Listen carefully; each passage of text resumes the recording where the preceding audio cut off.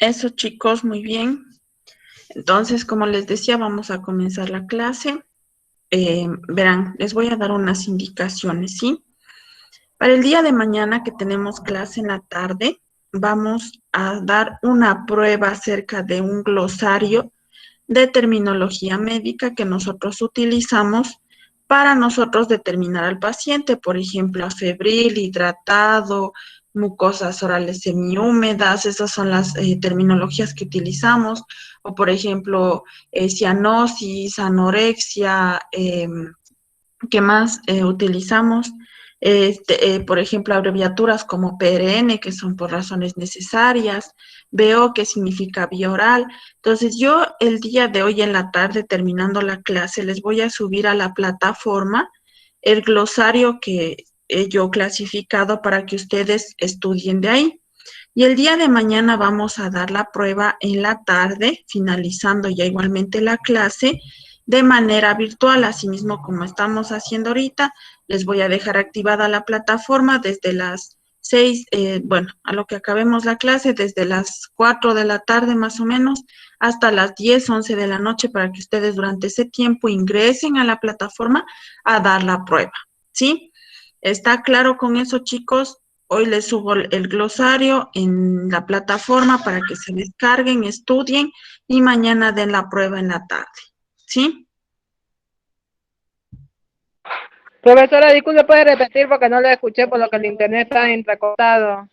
A ver, el día de hoy, finalizando la clase, les voy a subir en la plataforma una terminología, un glosario médico que nosotros utilizamos para determinar al paciente. Por ejemplo, en el glosario hay palabras como cianosis, hidratado, como es flebitis. Entonces, ustedes ya tienen que conocer qué significan estas cosas para que ustedes el día de mañana, en la tarde, finalizando asimismo también la clase, a partir de las 5 4 de la tarde que finalicemos, estará activado en la plataforma la prueba que tienen que dar.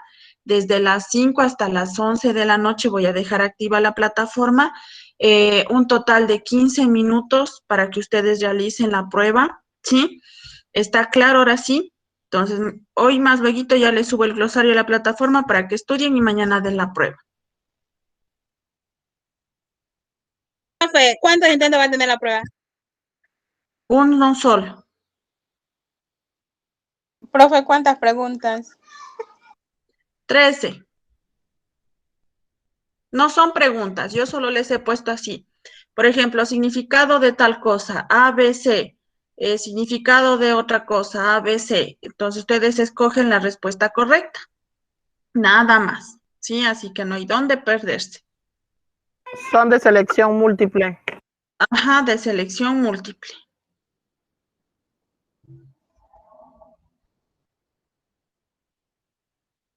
¿Ya? No está nada difícil. Nadita difícil. Bueno. Regalado les puse. ¿Ya? Entonces, vamos a continuar ahora sí con la clase. A ver, chicos, voy a compartir las diapositivas. Denme un segundo. Ya. ¿Pueden ver ahí las diapositivas? Sí, doctora, sí se puede ver. Ya, vamos, chicos. El día de hoy vamos a ver acerca de las afecciones musculares y fracturas, ¿sí? Hoy vamos a conocer cómo nosotros diferenciamos una, por ejemplo, una afección al músculo o una situación que pueda, ¿cómo se podría decir? Afectar al músculo del paciente o se podría determinar como fractura. Igual vamos a ver en las fracturas qué tipos de fracturas, cuáles son las fracturas que existen y todo esto, ¿sí? Primeramente vamos a ver las afecciones musculares, que nos dice que las enfermedades musculares son un grupo de diagnósticos de tipo hereditario que con el tiempo logran debilitar y dañar por completo los músculos en el organismo. Esta debilidad se debe a la falta de proteínas, ¿sí? Como agnitina y miosina, necesaria para el correcto funcionamiento en el organismo. La ausencia o la producción adicional de proteína puede causar problemas con actividades cotidianas como el caminar, la deglución y la coordinación muscular. Tenemos que las afecciones musculares, primeramente, tienen que ver con el movimiento de nuestro cuerpo, con las características del tejido muscular, las funciones que cumple el músculo y los tipos de músculos que existen. Por ejemplo, con respecto al movimiento, existe lo que es la contracción y relajación muscular. Las características del tejido muscular tenemos que se divide por excitabilidad, contractibilidad, extensibilidad y elasticidad. Con respecto a la excitabilidad, nos dice que es la capacidad para recibir y responder a los estímulos. Con respecto a la contractibilidad, nos dice que es la capacidad para engrosarse o contraerse cuando recibe un estímulo. Si nosotros nos pinchamos, realizamos la acción de responder al estímulo, ¿no es cierto?, de quitar el dedo. ¿Y cuál es la contractibilidad? Pues recoger la mano, ¿no es cierto? Si nos pinchamos, pues quitamos inmediatamente. La extensibilidad es la capacidad para para ayudar o para la situación de que el músculo se extienda o se estire. Por ejemplo, ustedes realizan movimientos de abrir los brazos, quiere decir que se extiende. Elasticidad es la capacidad para recuperar su forma original. Ahora, las funciones del músculo, el músculo tiene diversas funciones como son el movimiento, la postura y la producción de calor. Los tipos de músculos, estriado, cardíaco y liso. Con respecto al estriado, tiene estrías y es voluntario. Por ejemplo, ustedes al momento de movilizar los brazos o hacer ejercicio, están haciendo movimientos voluntarios. ¿Qué quiere decir esto? Que ustedes dan el orden al cerebro para que podamos realizar este tipo de movimientos. Ahora, el cardíaco nos dice que es involuntario, ¿sí? Y que no tiene... depende para realizar los movimientos.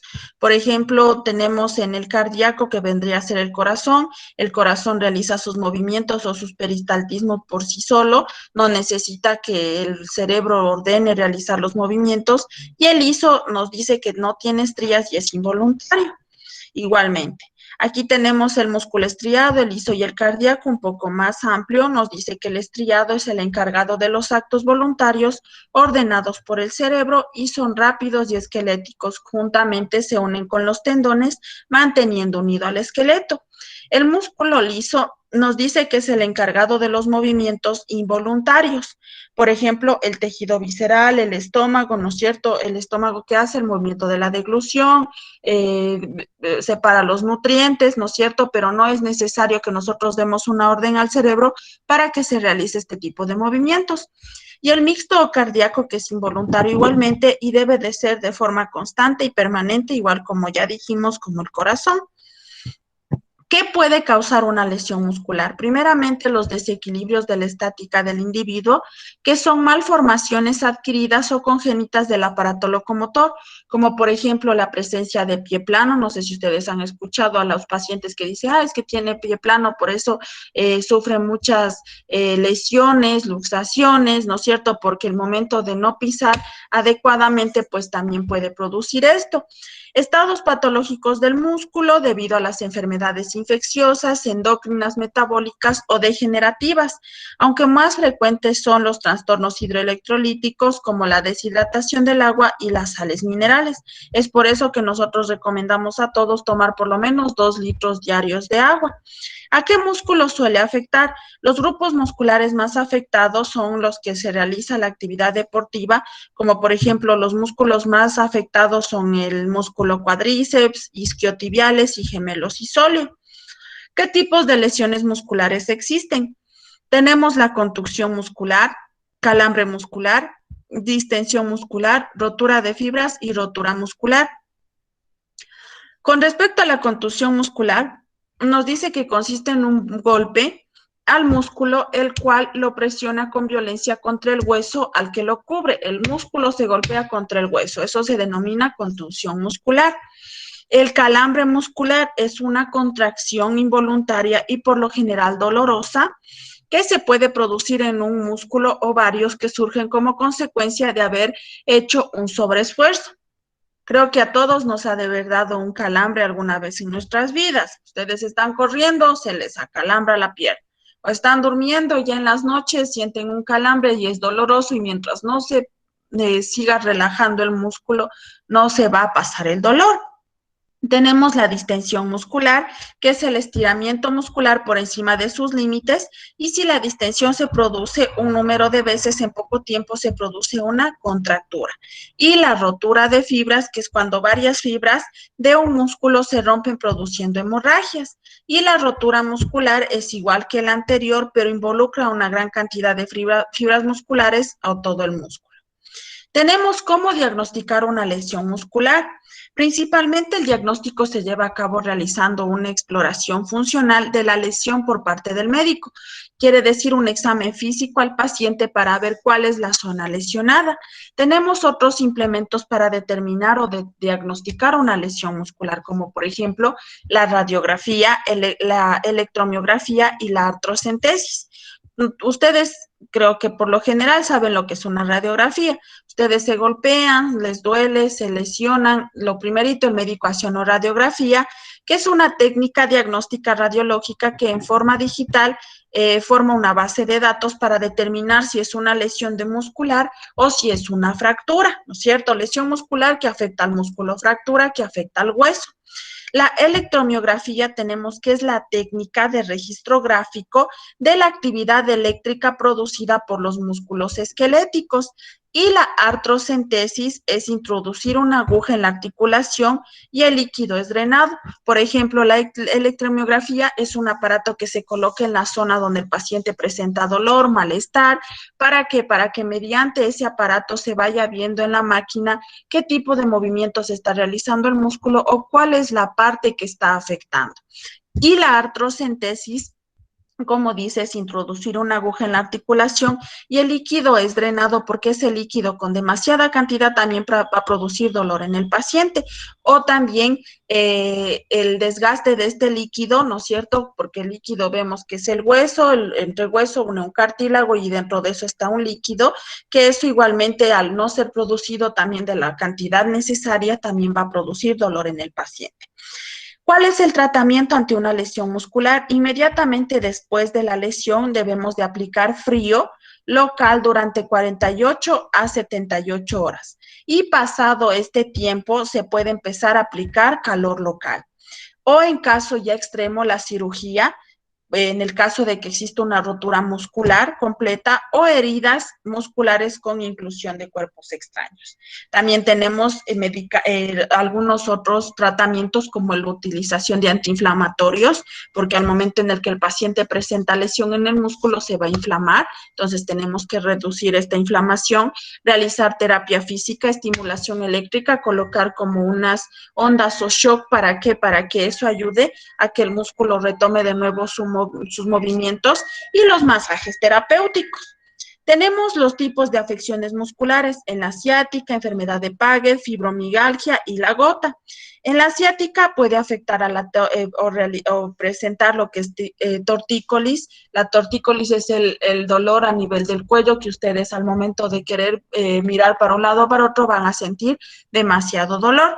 La osteoporosis, igualmente afectación en los huesos, enfermedad de Paget, tendinitis, lupus, y en la fibromialgia, síndrome del túnel carpiano, y en la gota, la hernia inguinal o la lumbalgia, que es muy común en las personas que realizan demasiado peso durante su etapa de trabajo y todo esto. Tenemos la distrofia de Duchenne, ¿sí? La distrofia de Duchenne es el más común entre los niños, afectando en la mayoría a los varones. Los síntomas de estos son dificultad para caminar, pérdida de reflejos, adelgazamiento del hueso, deterioro mental leve, problemas de deglución, debilidad del pulmón y del corazón y dificultad para caminar.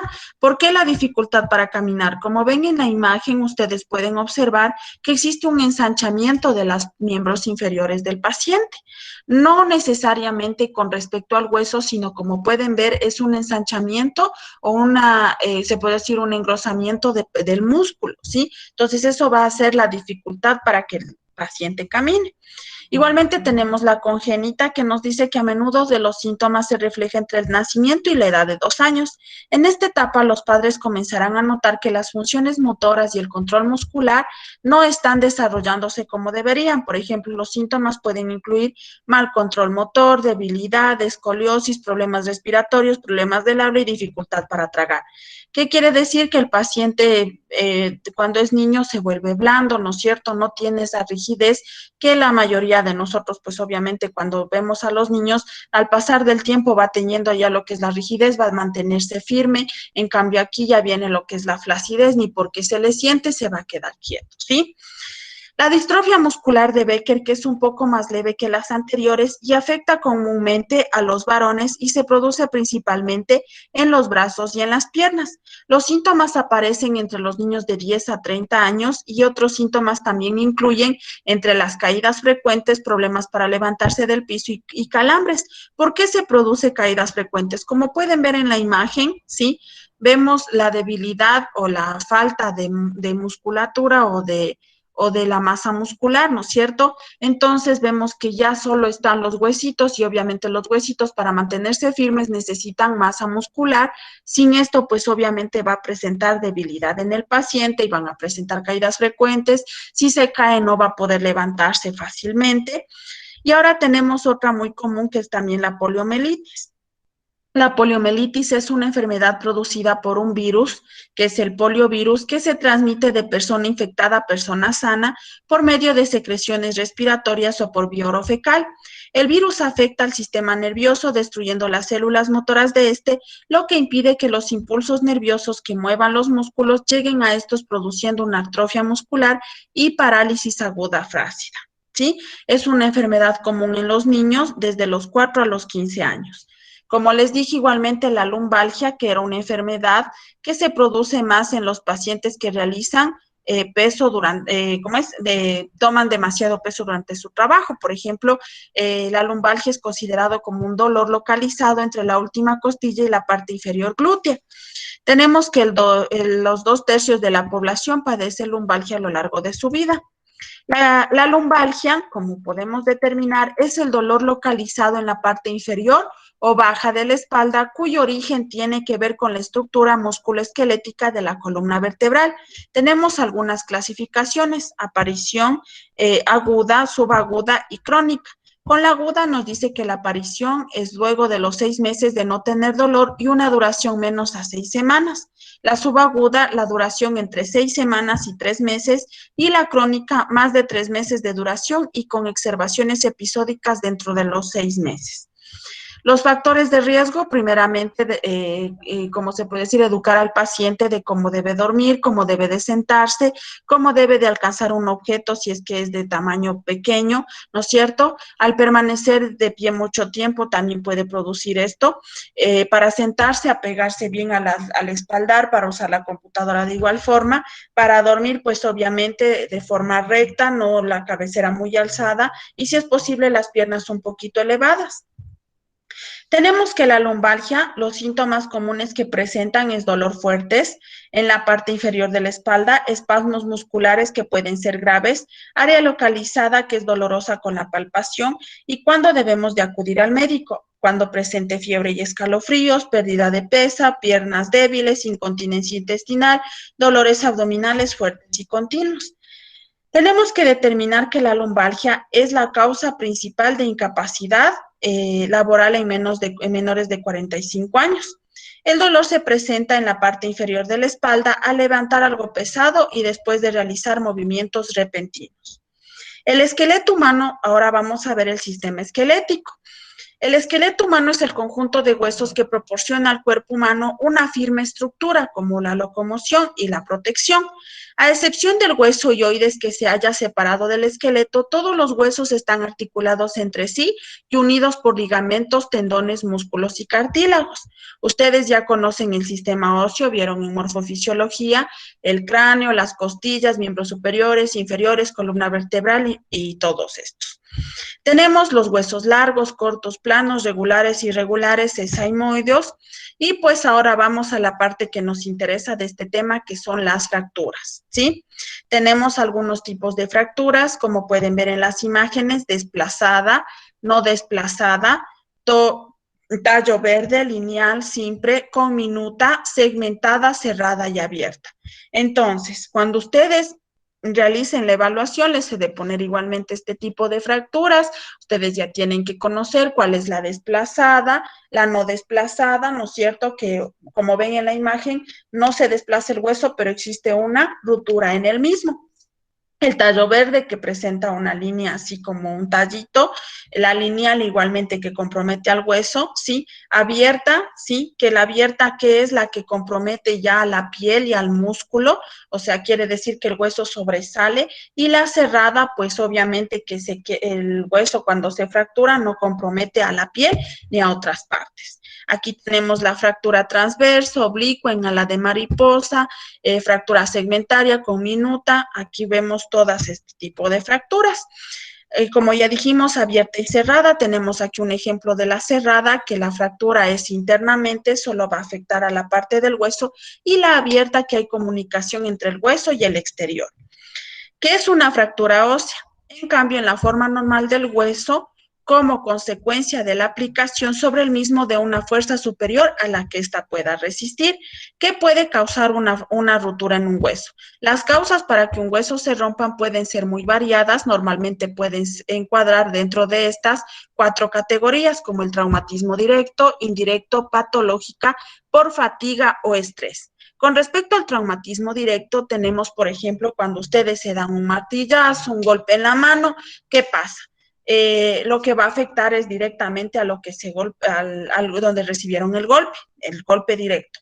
El traumatismo indirecto, por ejemplo, ustedes al caer lo primero que hacen es colocar la mano, ¿no es cierto? Pero se fractura el hombro porque se irradia todo el peso acá y va a fracturar o va a dañar el hombro. La fractura patológica es cuando los pacientes se presentan cáncer óseo, que ve cómo su estructura esquelética se va debilitando.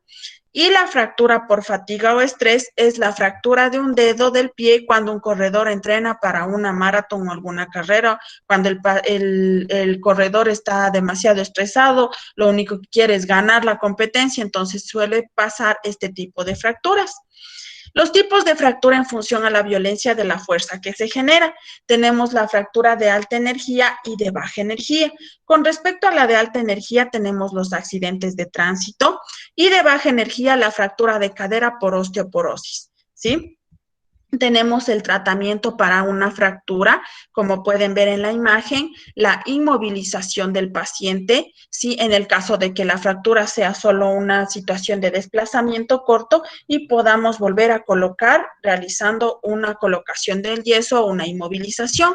Tenemos la utilización de tutores. Estos que ven aquí, estos fierritos, son tutores que se colocan en la pierna o en el brazo del paciente cuando presenta una fractura conminuta, quiere decir cuando ustedes han quebrado un espejo, un vidrio que se hace chiquitito, todo eso. Entonces, para poder volver a unir todo eso, necesitamos la colocación de tutores para volver a colocar el hueso en su forma normal.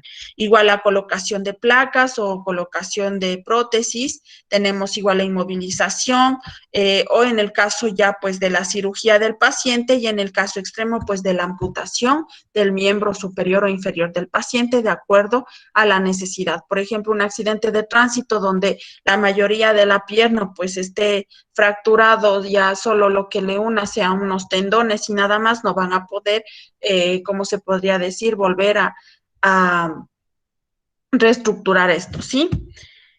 Eso es con respecto a fracturas y afecciones musculares, ¿sí? ¿Tienen dudas con respecto a este tema, chicos? ¿O todo está claro?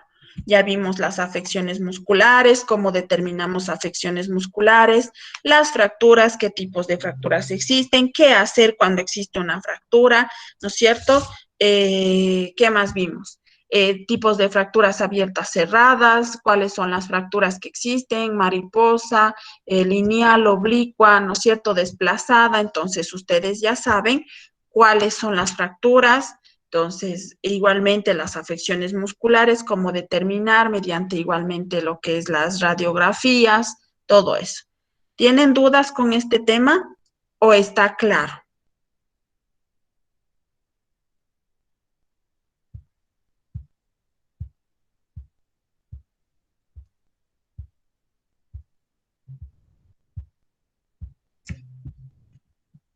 ¿Nadie? Les pregunto yo entonces.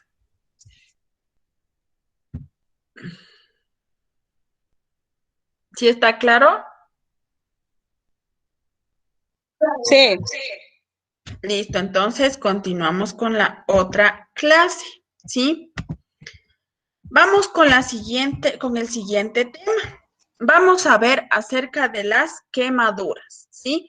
¿Qué tipos de quemaduras existen? Aparte de esto, también vamos a ver los tipos de vendajes, cómo realizar los vendajes, cuáles son los tipos de vendajes que existen, para qué sirven los vendajes y también el pie diabético. Primeramente vamos a ver acerca de la quemadura. La quemadura es una lesión producida por agentes físicos o químicos que se producen por una leve afectación del tegumento superficial hasta la destrucción total de los tejidos implicados. Puede ser una quemadura leve o una quemadura grave. Una leve porque puede afectar a la parte superficial de la piel y una grave porque puede afectar a los tejidos, a los nervios e incluso ya en el caso extremo hasta el hueso del paciente, ¿sí? La característica que diferencia de la quemadura de otras lesiones de la piel es la rápida destrucción del tejido cutáneo y la pérdida importante de líquido que se puede producir. Tenemos agentes físicos y agentes químicos. Con respecto a los agentes físicos, tenemos el calor, que el calor puede ser sólido, líquido o la llama. Con respecto al sólido, es el contacto directo con la fuente de calor profunda y de poca extensión. El líquido, la presencia de escaldaduras, líquidos inflamables como el petróleo, el alcohol y la gasolina, cuando se queman con gasolina, con alcohol, ¿no es cierto? Y en el caso de que existe este tipo de quemaduras, no tenemos que aplicar agua. Y con respecto a la llama, pues el agente implicado es el fuego, ¿sí? Tenemos el otro agente físico, que es el frío, que igualmente es producida por la hipotermia. Por ejemplo, digamos, las personas que hacen andinismo escalan hasta las cumbres andinas y tanta cosa, y los nevados y todo esto, pues obviamente ellos también tienen un límite para estar ahí, no pueden estar toda la vida ahí. ¿Por qué? Porque obviamente el pasar mucho tiempo va a producir quemadura por el frío extremo que presenta. Entonces, no quiere decir que la quemadura solo se presente por situaciones de calor, de fuego, de llama, de ácido, sino también por el frío. Tenemos otro agente físico que es la electricidad, que se divide en atmosférica, industrial y terapéutica. Con respecto a la atmosférica, todos sabemos el rayo, ¿no es cierto? Tormentas de lluvia, presencia de rayos que puede producir una parada respiratoria y la muerte inmediata del paciente, ¿sí? A veces dicen, el paciente estuvo debajo de un árbol y ustedes saben que los rayos caen en los árboles.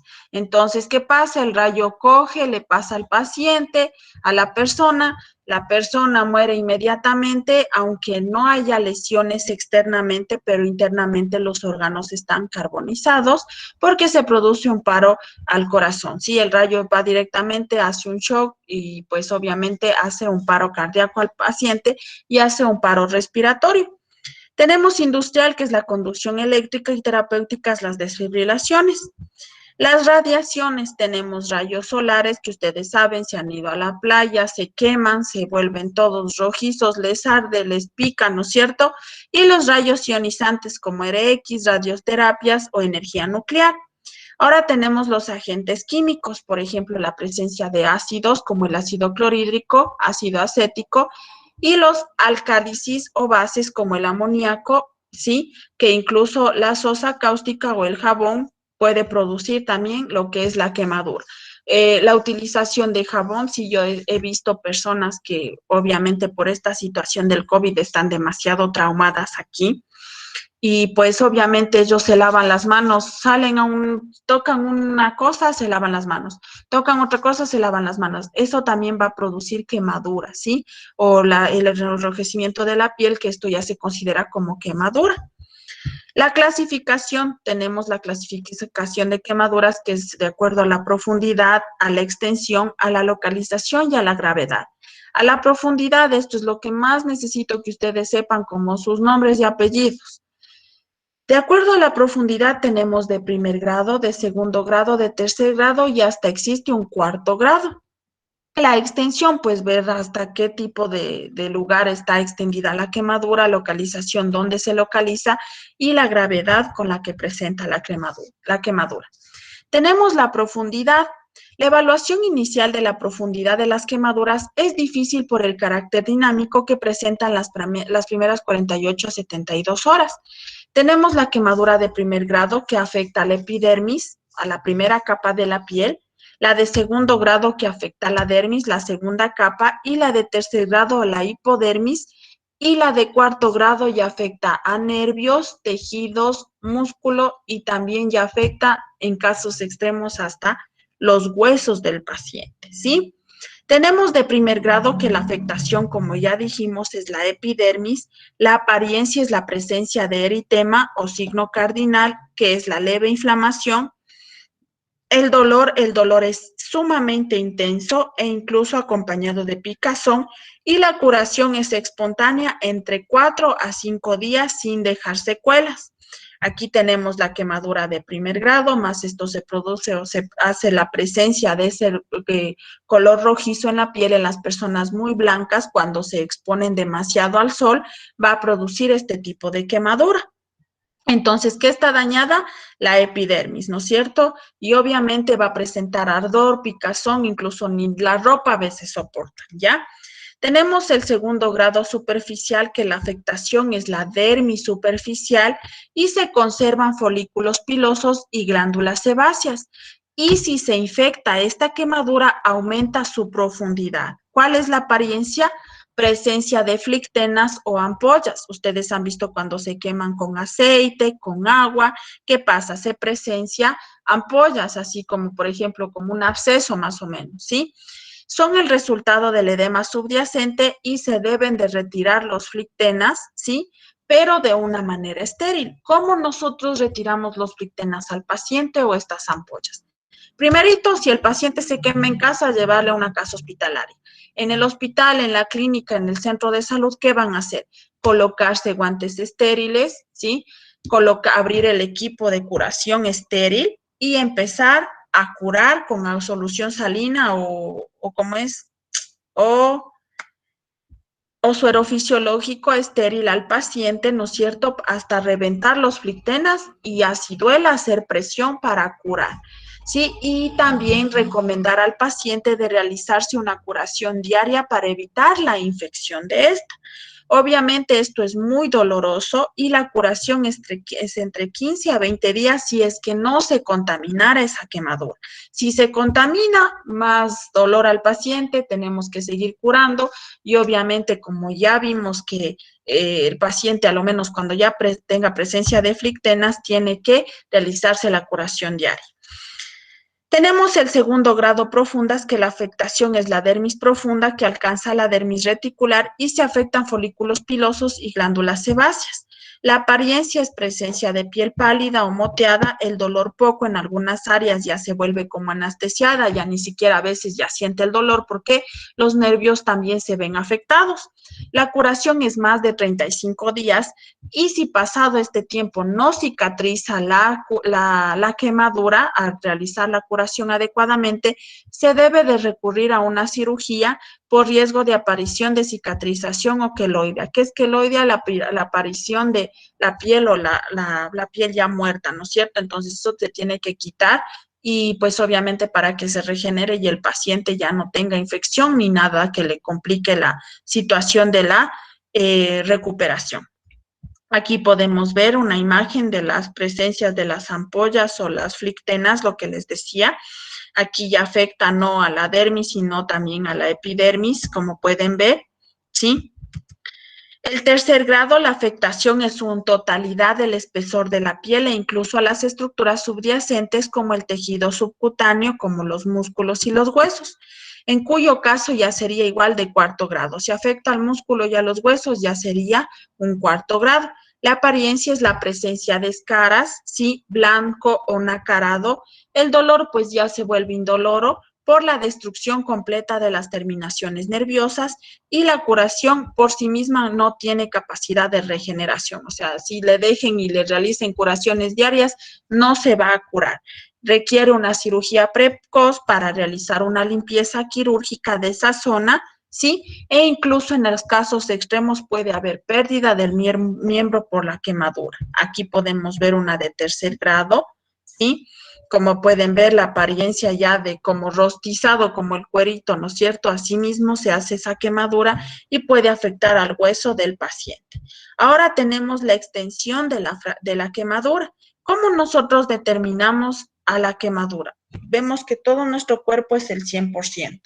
Cada parte determina un porcentaje. Por ejemplo, cabeza y cuello determina un 9%. El tórax, un 9%. El abdomen anterior 9%, la espalda superior el 9%, la espalda inferior, posterior igualmente el 9%, cada miembro superior tenemos que afecta o es el 9%, que los dos daría 18%, cada miembro inferior el 18%, que los dos vendría a ser el 36%, y los genitales un 1%. Entonces, si el paciente llega quemado, tórax, abdomen, miembro superior derecho, miembro inferior izquierdo, ¿cuánto sería? Si nos dice tórax, abdomen, miembro superior izquierdo y derecho, sería la cabeza, el tórax 9%, el abdomen 9% sería 18%, miembro superior izquierdo 9, 18 más 9, ¿cuánto es? ¿Quién me dice? 27. 27, ¿no es cierto? Más 18.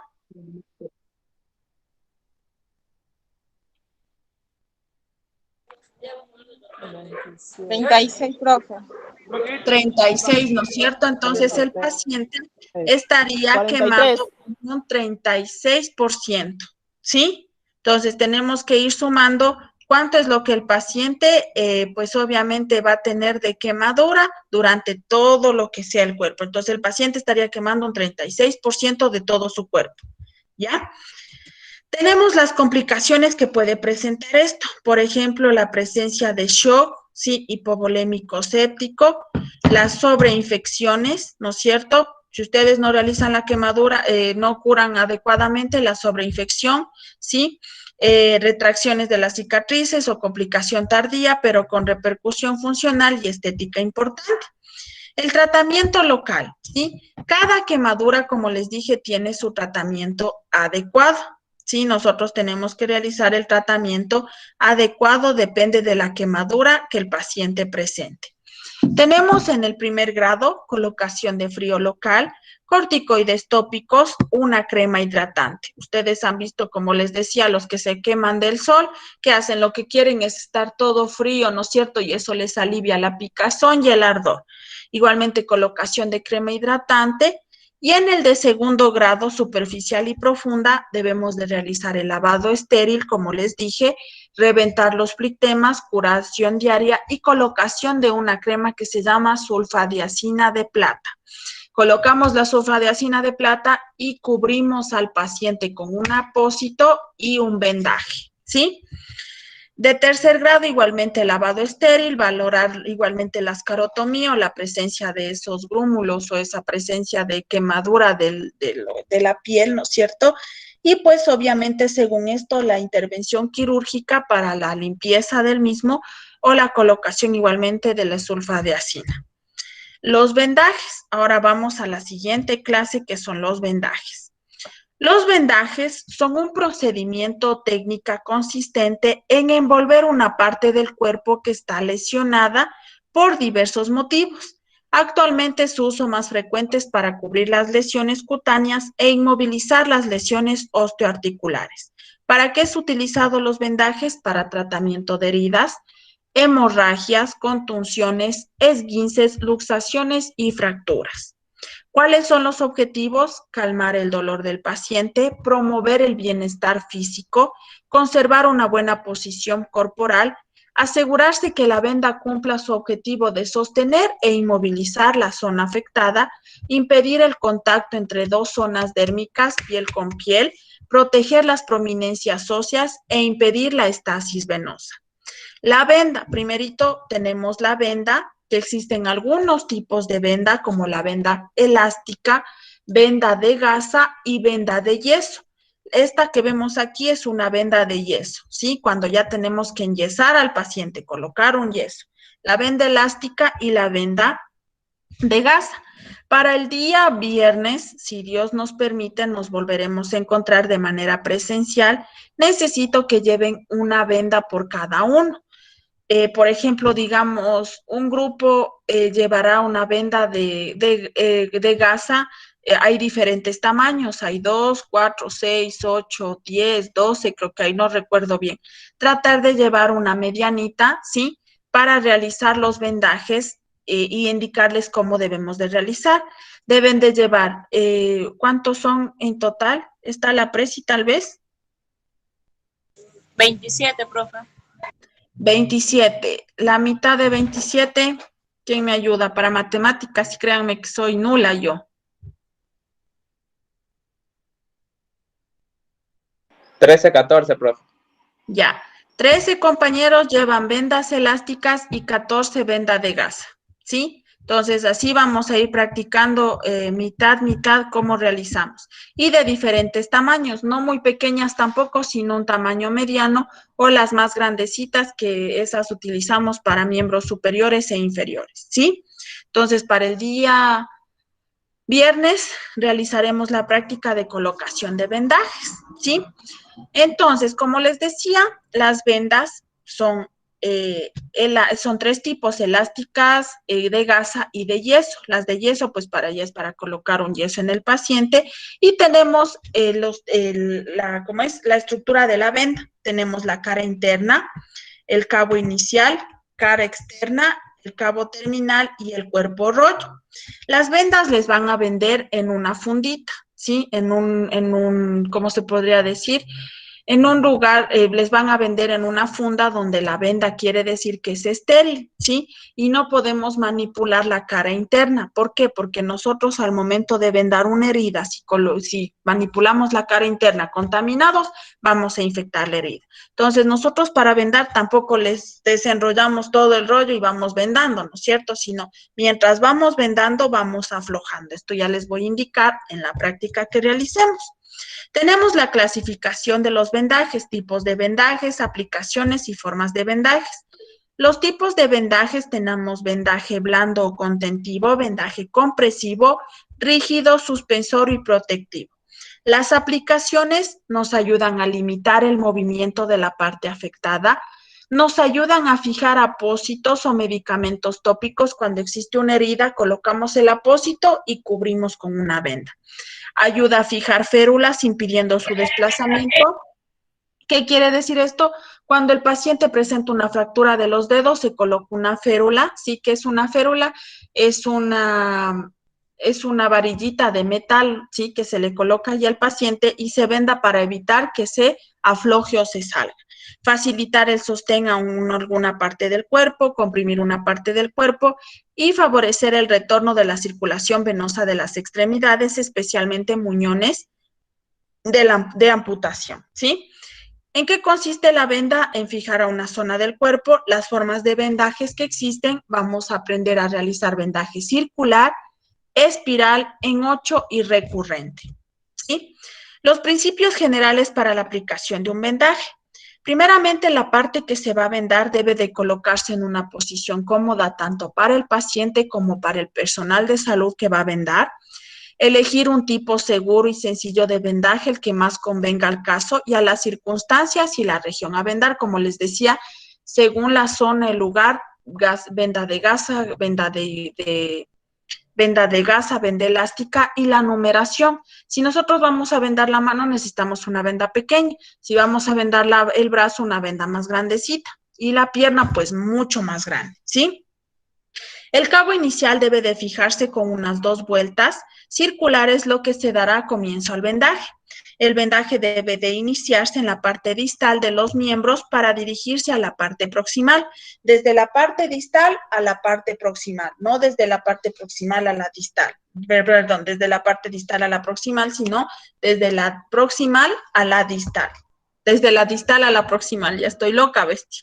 ¿Sí? Entonces, desde la parte distal a la proximal, nosotros vendamos. Revisar principalmente los dedos de las manos y de los pies, ¿sí? ¿Por qué? Porque nosotros mediante esto vamos a determinar si existe una buena circulación de la sangre del paciente o existe una demasiada compresión.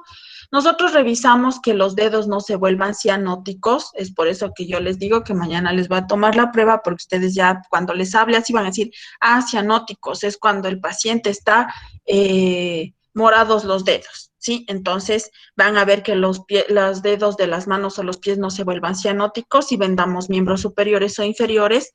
Igualmente determinar que no esté azulado o, como les decía, o morados. La temperatura igual que no esté fría, sí, o que existe una pérdida de sensibilidad, y preguntarle al paciente si la venda lo comprime demasiado. Aquí tenemos los vendajes que les decía, circular, recurrente, en 8, y ya vamos a ir viendo cada uno. El vendaje circular se realiza envolviendo un segmento a manera de anillo. Por ejemplo, me lastimo el brazo, ¿sí? Y ahí justo en esta parte de aquí tengo la quemadura o lo que sea. Realizo la curación, todo chévere, coloco el apósito y vendo solo esta parte de aquí, no necesito vendar todito el brazo, ¿sí? Solo esta parte de aquí de manera circular, solo aquí, aquí, aquí coloco la venda. Se utiliza para sostener un apósito, como les dije anteriormente, en una región cilíndrica del cuerpo frente a miembros superiores e inferiores y para controlar un sangramiento. ¿Cuál es el método? Realizar de 2 a 3 vueltas circulares, teniendo en cuenta que cada vuelta cubra la anterior, en el mismo lugar. Venda en espiral se emplea lo que es una venda elástica o semielástica porque se puede adaptar a la zona que se va a vendar. Se utiliza para sujetar gasas, mano, muslos o piernas. El método, seleccionar el tamaño adecuado, iniciar el vendaje desde la parte distal en dirección a la circulación venosa, colocar la punta de la venda en forma oblicua en relación con el eje longitudinal del miembro y dar una vuelta. Doblar la parte saliente de la punta sobre la venda y dar otra vuelta sobre ella para sujetar la punta doblada. Las vueltas de la venda asienten en espiral de manera que cada vuelta cubra los 2/3 de la vuelta anterior. Luego debemos de fijar la punta con un esparadrapo o con un gancho que en las vendas mismo viene, ¿sí? Bueno, esto obviamente es teoría, nosotros ya con la práctica ya veremos que es mucho más fácil. Vendaje en 8, esta técnica debemos de aplicarla en la unión de las articulaciones como rodillas, brazos, codos, ¿sí? O tobillos. Para inmovilizar debemos de sujetar, como pueden ver en la imagen, el vendaje en 8 deja la parte de la articulación o donde realizamos el movimiento libre, ¿sí? Debemos de dar una vuelta circular al inicio, seguido de un cruce en la forma de 8, que pueda terminar con otra vuelta circular. El vendaje recurrente que se aplica especialmente en la cabeza, en los dedos o en los muñones cuando existe una amputación del miembro superior o inferior, y la venda se debe de llevar de delante hacia atrás. Para este tipo de vendaje, cuando sea de la cabeza, utilizamos 2 vendas, una que va a cubrir la parte dando como circunferencia y la otra que va a cubrir la parte externa de la cabeza. El vendaje de la muñeca, que es lo típico, medio se golpean, ya se vendan la mano, ¿no es cierto? Se friegan, se colocan el mentol chino y se pone la venda, ¿sí? Este se puede realizar en circular y se trata simplemente para sostener lo que es un apósito y si se requiere la inmovilización de una articulación, se hace pasar varias vueltas de forma que abarque la palma de la mano. Los dedos siempre dejamos libres para ver la circulación, como les dije. Y el vendaje de cabestrillo, que con una venda se mide el largo adecuado y se amarra sus puntas y se coloca pasando por debajo del antebrazo para sostener e inmovilizar el movimiento de abajo y arriba. El cabestrillo pueden ustedes conseguirlo en los lugares donde venden aparatos ortopédicos o realizar un cabestrillo casero.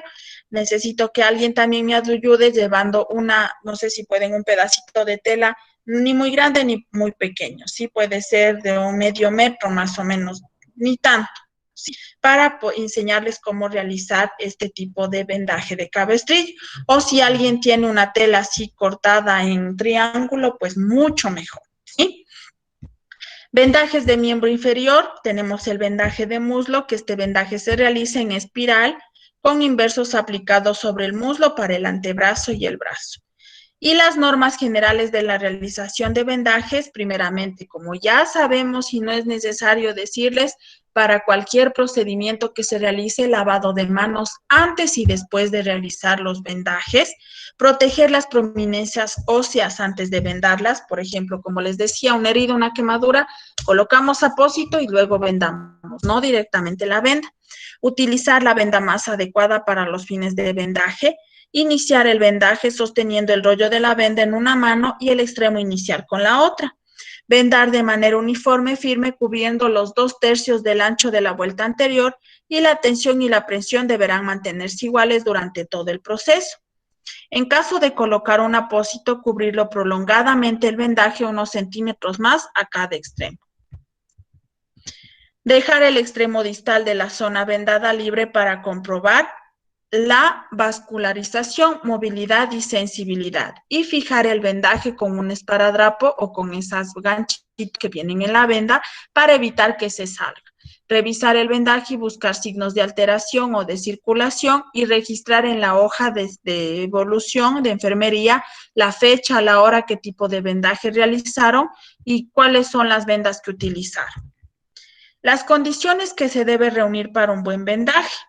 No debe de producir dolor al paciente, debe de quedar firme, pero tampoco muy rígido, ni molestar, ni muy compresivo.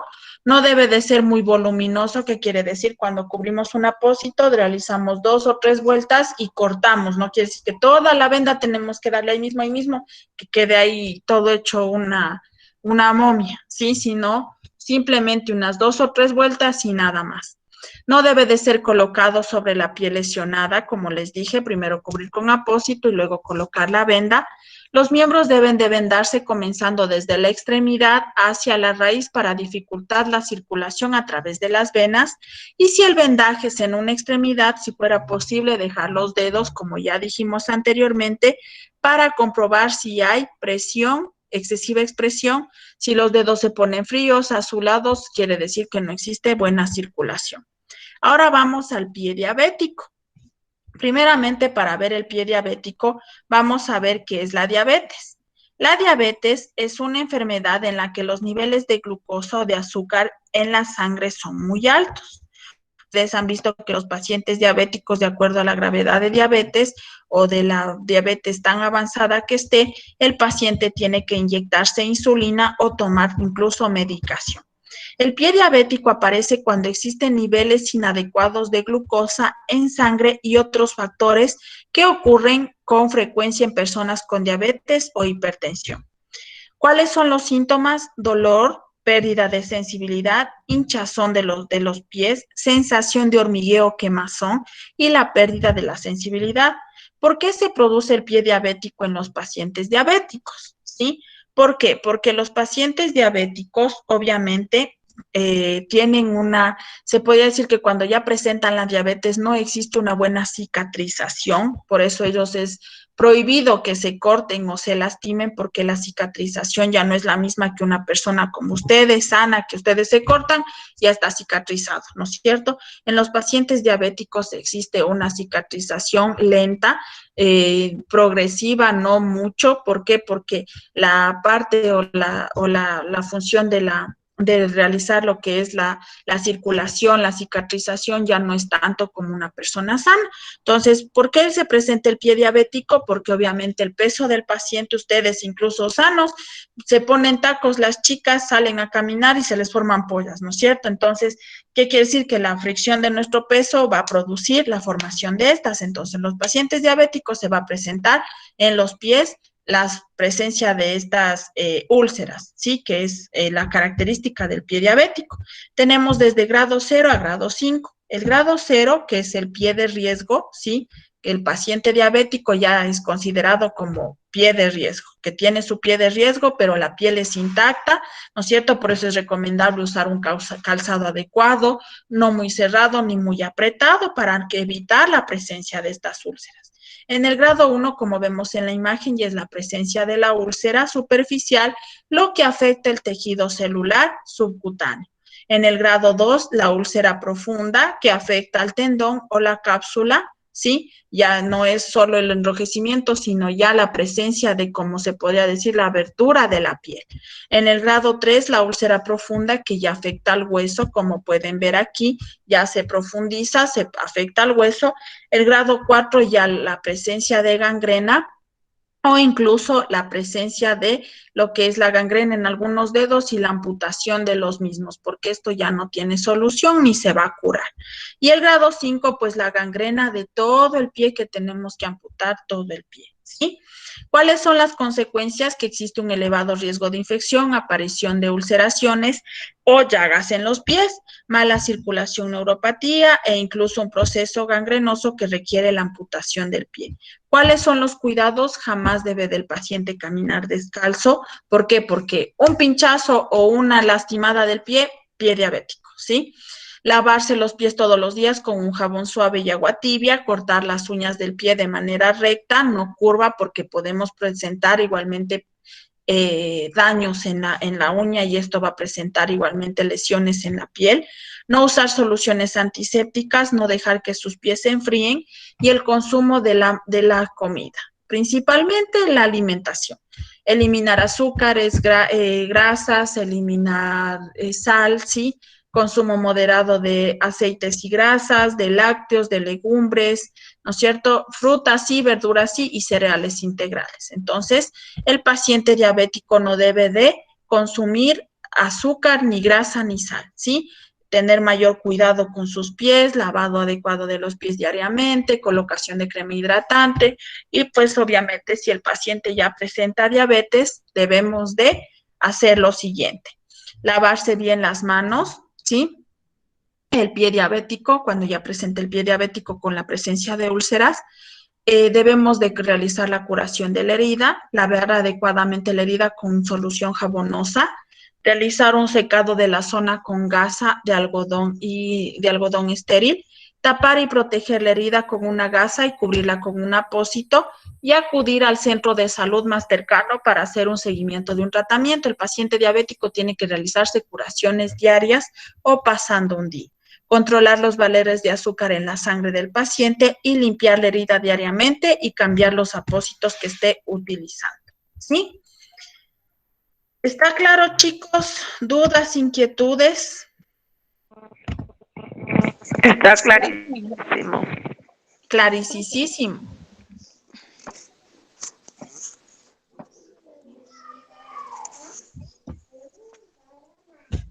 Sí, ¿no es cierto? Más claro de ahí. Profe, Claro. ¿Sí? profe, Hola, profe. una pregunta. ¿Sí? Profe, una pregunta que es Ya, apósito. lo que pasa es que A ver, esperen un ratito. Yo les digo. Primero, Yuleisi Batioja, a ver. ya, lo que pasa es que quiero saber si cuando la gente recién tiene la herida, si tiene salvación, o sea, para no amputarle el pie, o es cuando está en terminación donde ya tenía la gangrena. Ya. Cuando el paciente diabético empieza con la primera, como se puede decir, presencia de la úlcera, obvio que tiene curación. Tiene que realizarse curaciones diarias. ¿Por qué se presenta la gangrena o la presencia de la amputación del pie si en el caso de... ¿Por qué? Porque el paciente se descuida, no se realiza la curación, come lo que le da la gana, no se cuida en la comida. Entonces, apenas haya la presencia de la úlcera, realizar la curación. Curación diaria, curación así dure 2, 3, 4 meses, porque ustedes saben que en diabéticos no se cicatriza rápido. Y esto es de paciencia y más que nada se podría decir de paciencia y pues obviamente de disciplina. El hacerse adecuadamente todos los días la curación. Sí se puede evitar, pero realizándose una curación exclusivamente, pero así, rigurosamente. Ay, a mis gracias. ¿Ya? A ver, Karen. Profe, le quería preguntar, porque lo del pie diabético, digamos, tengo conocimiento porque pasé con eso, lo viví con mi papi. Él falleció, le amputaron la pierna, le amputaron un dedito y así sucesivamente. ¿Ya? Ya no quiero recordar eso porque fue duro. Y una pregunta, licenciada, usted dijo que antes de que la venda no hay que ponerla directamente a la herida, sino que hay que utilizar apósitos, Exacto. que son esas gasas o algo así. Exacto. Cuando existe una herida, ¿sí? Sea quemadura, herida, corte, lo primero es colocar una gasa, un apósito, ¿sí?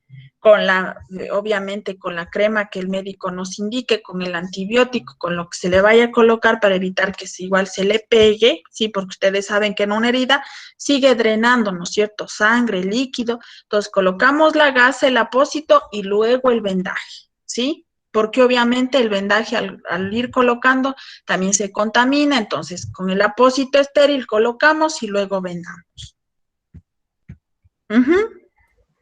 O sea, eso ayuda como para que no, la herida no se contamine. Exactamente.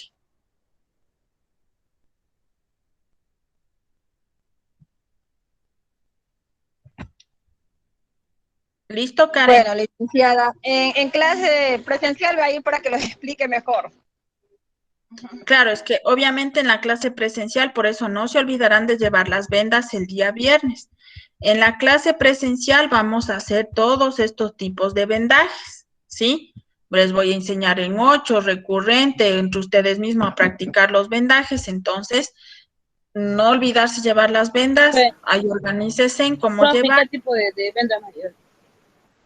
Venda elástica, venda de gasa y venda de yeso. Esas son las que existen, pero ustedes van a llevar solo elástica la una mitad y de gasa la otra mitad, ¿sí? No de yeso, porque esas solo se utilizan o realizan este tipo de vendajes los traumatólogos cuando van a enyesar una parte que está fracturada. Entonces, yo lo que necesito enseñarles es los otros tipos de vendajes, ¿sí?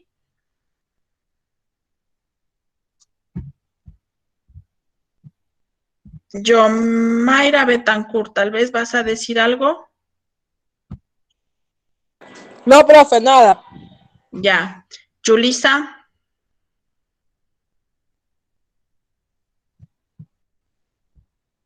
Julisa Marín.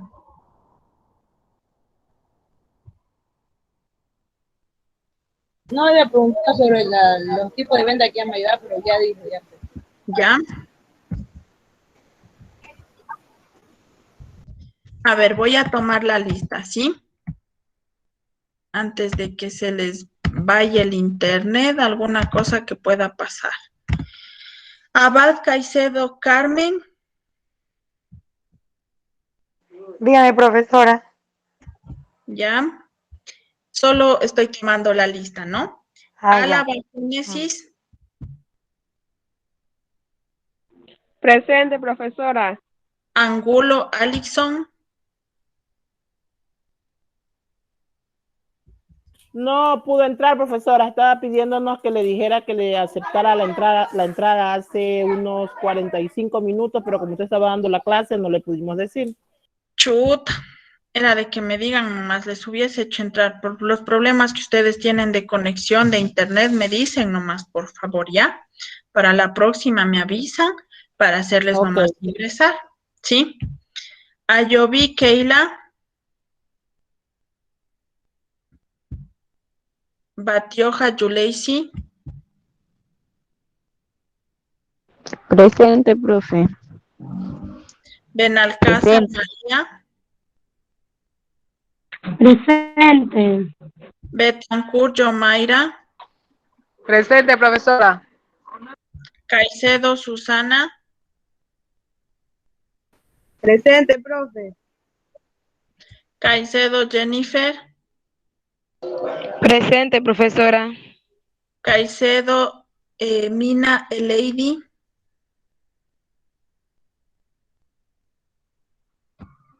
Caicedo Jennifer.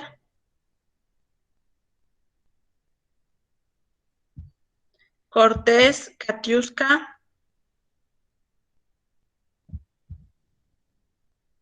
Casierra Damaris.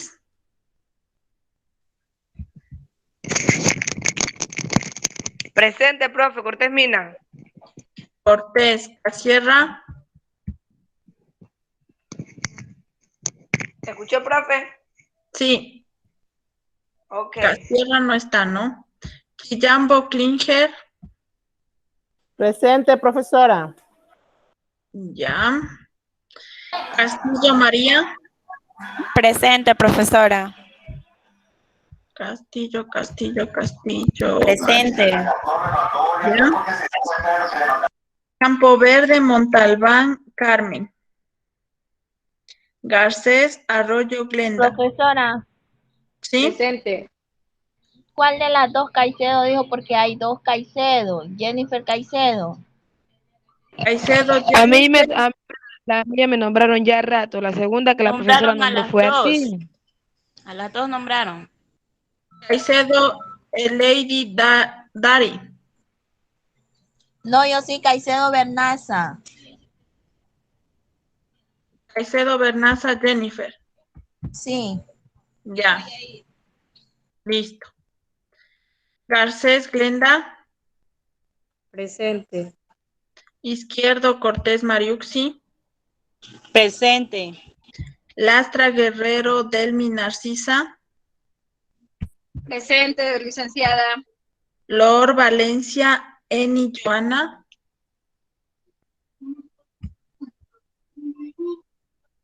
Lugo Fuentes Isamar. Marín Caicedo. Presente. Presente, profe. Mendoza Mina Karen. Presente, profe. Mina Cortés Anayeli. Presente, profesor. Mina Jiménez Yanira. Presente, profesora. Nazareno Francesco. Presente. Quintero Fanny. Presente. Listo, chicos. ¿Alguien que haya faltado nombrar o que no alcanzó a decir presente? Les repito los que faltan. Ayoví Keila, Caicedo, Caicedo, Lady, Casierra Damaris, Campo Caicedo Verde. Jennifer, profesora. No, Caicedo, Lady. Ah, ya. Lord Valencia Enipana. No están, ¿no? Profe, Lady sí está un poquito ocupada con su bebé. A ver, ¿cuál? El Lady, Caicedo Lady. Ya, Sí está, pero está un poquitito ocupada con el bebé, por eso no le responde. ya. Listo, chicos, entonces, si no tienen más dudas, inquietudes, por favor, el día de mañana nos vemos en el turno de la tarde. Sí, en la mañana me Profe. imagino. ¿Sí? Soy Jennifer Caicedo. Esta mañana no puedo estar en la clase de la tarde. ¿Qué pasó? ¿Por qué?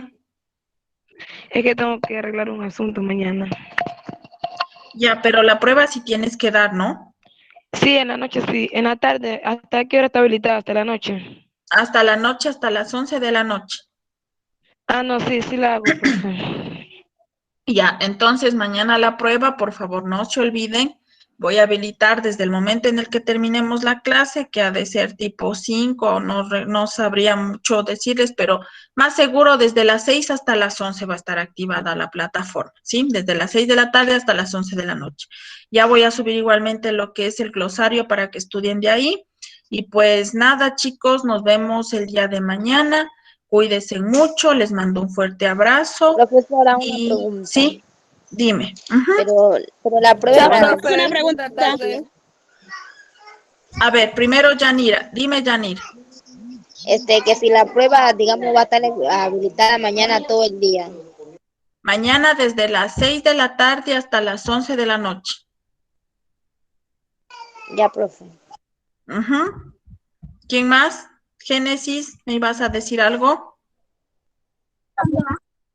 Profe, disculpe, las diapositivas que nos dio de todas formas. Mentira. Sí, las diapositivas ya les voy a subir. Ujú. Gracias. Profesora, disculpe. A base de la prueba tenemos que estudiar todo lo que ya hemos visto con usted, ¿verdad? No. ¿O solo de lo que acaba de dar ahorita? El glosario. No. Voy a subir un documento en la unidad 1, en el apartado de material de estudio, un documento en Word que dice glosario. Solo de eso van a estudiar, nada más. Ya, profesora, gracias. ¿Ya? ¿Alguien más?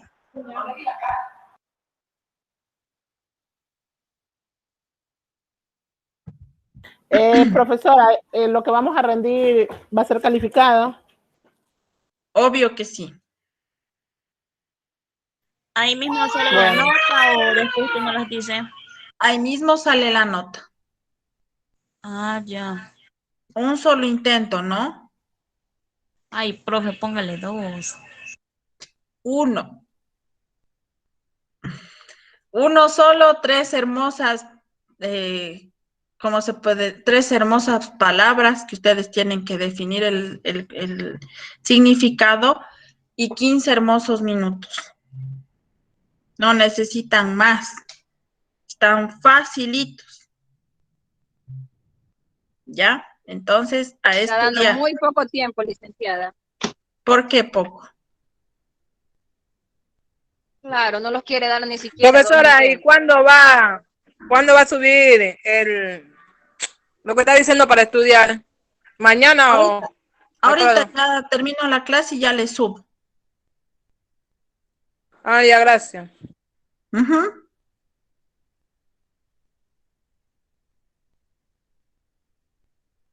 ¿Ya? Verán que le hago minuto y un poco más por cada pregunta o por cada palabra. Entonces, por eso les doy 15 minutos, porque son solo 13 palabras, no son más. Incluso ni 13, les voy a poner solo 10 ya. Para que hagan minuto y medio por cada uno. ¿Sí? Entonces, eso, chicos, nos vemos el día de mañana. Ya voy a subirles el material de estudio para que estudien. Y pues nada más, cualquier situación que exista, por favor me comunican en el chat del grupo. Con respecto a qué más era que tenía que informarles, cualquier situación que exista de alguna situación de algún docente, alguna cosa, me comunican a mí porque a partir de este módulo yo soy su nueva tutora.